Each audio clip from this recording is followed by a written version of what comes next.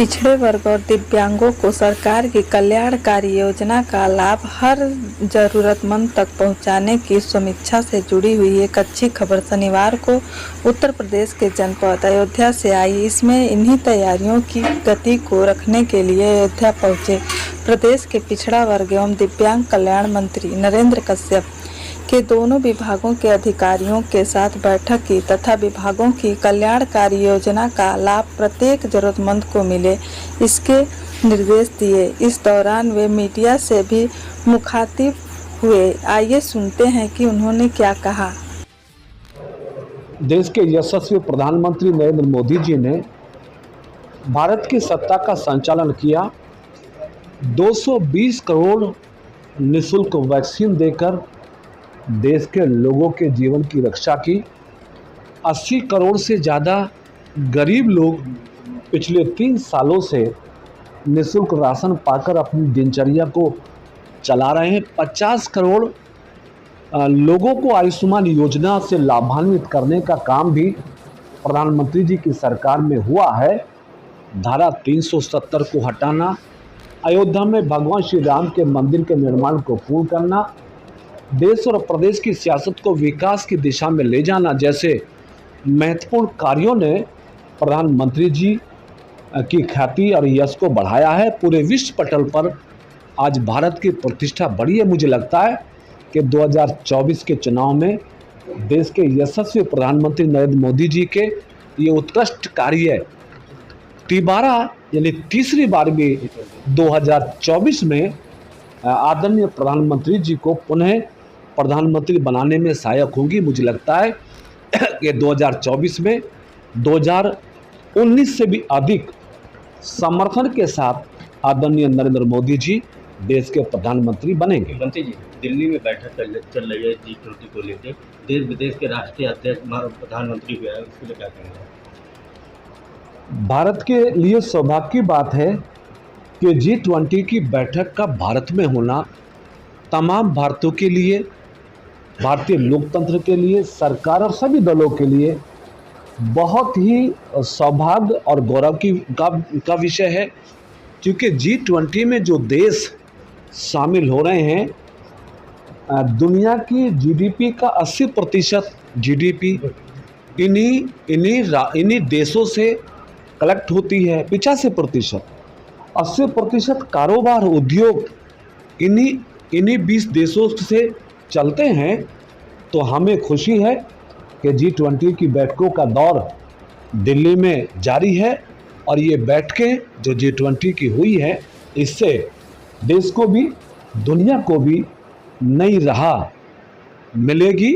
खासतौर से पर्यावरण को लेकर, उद्योग कारोबार को लेकर, जीडीपी को लेकर बहुत सारे महत्वपूर्ण फैसले होंगे जिससे भारत का कद और हद और बढ़ेगा। मंत्री जी, आखिरी क्वेश्चन है, सनातन धर्म को खत्म करने की विपक्ष लगातार बात कर रहा है, मानस को लेकर टिप्पणियां कर रहा है, इससे क्या कहेंगे? बहुत दुर्भाग्यपूर्ण है जिस देश में हिंदू, मुस्लिम, सिख, ईसाई, बौद्धिस्ट, पारसी, क्रिश्चियन सब धर्म के लोग सद्भाव के साथ रहते हों और सनातन संस्कृति और सनातन धर्म जो वासुदेव कुटुंबकम के सिद्धांत की परिभाषा को पूर्ण करता हो, सबके कल्याण और सबको समाहित रखने का भाव रखता हो, उस सनातन धर्म पर जो लोग आज कुठाराघात कर रहे हैं, उसको मिटाने का संकल्प पाले हुए हैं।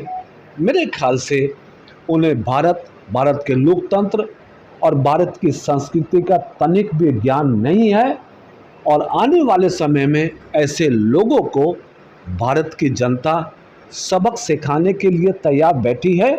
वैसे भी जो धर्म हजारों सालों से देश और दुनिया में स्थापित हो, जिसे मुगल नहीं मिटा पाए, अंग्रेज नहीं मिटा पाए, हमारे देश के चंद सियासी लोग उसे मिटाने की बात करते, उनके मंसूबे कभी पूरे नहीं होंगे। सनातन संस्कृति भी आगे बढ़ेगी, हिंदू धर्म भी आगे बढ़ेगा। कोई माई का लाल इस धर्म को, इस आस्था को, इस संस्कृति को समाप्त नहीं कर सकता, लेकिन देश की जनता उन्हें समाप्त जरूर करेगी। अयोध्या मंडल के सभी जिले और मंडलीय अधिकारियों के साथ दोनों विभाग, पिछड़ा वर्ग कल्याण, और दिव्यांगजन सशक्तिकरण विभाग की समीक्षा बैठक की गई है। बैठक के माध्यम से उत्तर प्रदेश में पिछड़े वर्गों को स्कॉलरशिप समय से पूर्व दिए जाने, गरीब पिछड़े वर्ग की कन्याओं की शादी का अनुदान दिए जाने, CCC ओ लेवल का प्रशिक्षण कराकर पिछड़े वर्गों को रोजगार से जोड़ने के संदर्भ में जरूरी निर्देश पिछड़ा वर्ग कल्याण के अधिकारियों को दिए गए हैं। क्योंकि प्रदेश की सरकार माननीय मुख्यमंत्री आदरणीय योगी आदित्यनाथ जी के नेतृत्व में उत्तर प्रदेश के पिछड़े वर्गों के सुविधाओं को ध्यान में रखते हुए जो योजनाएं संचालित कर रही हैं, उन योजनाओं का लाभ लाभार्थियों को समय से पहुँचे, अच्छे से पहुँचे, उसके लिए निर्देश दिया गया है।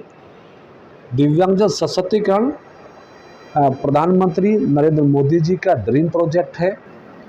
प्रदेश के माननीय मुख्यमंत्री जी हमेशा दिव्यांगजनों के लिए संवेदनशील रहते हैं, इसलिए भरण पोषण की राशि सभी दिव्यांगजनों के अकाउंट में समय से पहुंचती रहे, दिव्यांग दंपति शादी अनुदान समय से मिलता रहे, दुकान निर्माण और दुकान संचालन की कार्रवाई भी दिव्यांगजनों के पक्ष में समय से होती रहे। यानी दोनों ही विभागों के द्वारा संचालित लाभकारी योजनाओं का लाभ त्वरित और निष्पक्ष तरीके से बिना किसी करप्शन के मिलता रहे, इस सब के निर्देश मंडलीय जनपदीय अधिकारियों को दिए गए हैं। संतोष की बात है कि दोनों ही विभाग के अधिकारियों ने सरकार की योजनाओं को, नीतियों को अनुपालित करते हुए लाभार्थियों को, अपेक्षित लाभार्थियों को लाभ देने में रुचि दिखाई है। हम कोशिश करेंगे कि दोनों विभाग के लाभार्थियों को समय से और बिना किसी कठिनाई के उन्हें लाभ मिले, उसके लिए निर्देश जारी किया। सर, जैसे देखा जाए घोसी का चुनाव जो हुआ है तो सरकार ने पूरी ताकत झोंक दी थी, लेकिन हार मिली। जी, लोकतंत्र है, हार और जीत दोनों दूसरे के पहलू हैं। मैं भी एक सप्ताह घोसी के चुनाव में रहा था और हमें अच्छा करने के लिए मेरे ख्याल अभी गुंजाइश बाकी है, और मुझे लगता है कि आने वाले समय में हमारी पार्टी इस हार की समीक्षा करेगी और जो कमियां रही हैं, जो दिक्कतें रही हैं, उसको दूर करते हुए 2024 के लोकसभा चुनाव के लिए हमारी पार्टी के सभी लीडर, सभी कार्यकर्ता डटेंगे। जिससे देखा जाए सीएम जो है न्योता देने के लिए पीएम के पास गए थे, क्या रणनीति बना रहे, किस तरह मतलब आपका रहेगा, आप जिस तरह किस तैयारी रहेगी जी कहाँ प्रतिष्ठा के लिए में? भारत और भारत के बाहर भी सैकड़ों करोड़ लोग सनातन संस्कृति में आस्था रखते हैं, हिंदू धर्म की मान्यता को स्वीकारते हैं।